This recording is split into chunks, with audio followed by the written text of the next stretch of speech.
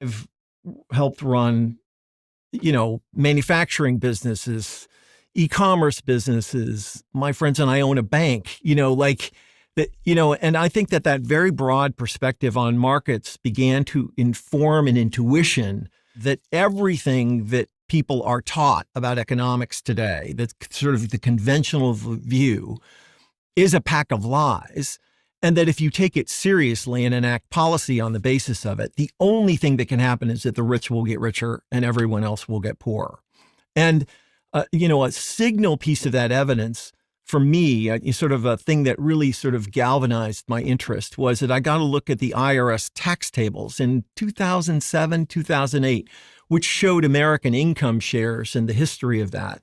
And in 1980, the top 1% of Americans shared about 8.5% of national income.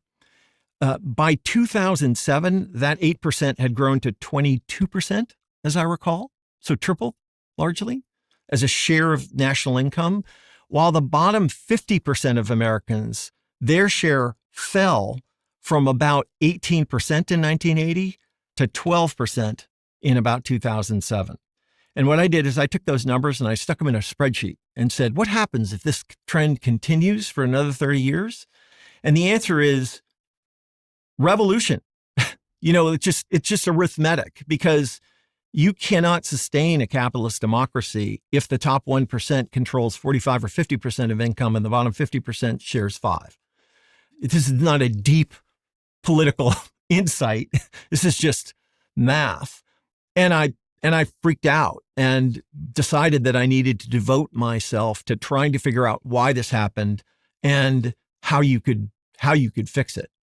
Even a cursory reading of history will tell you that when societies get as unequal as the societies we now live in, terrible things start to happen. This leads to either a police state or a revolution. And I believe that the pitchforks are here. I think the Trump administration is the one of the canonical examples of a society beginning to tear itself apart. And I just think it's the responsibility of people with power and resources to do the right thing.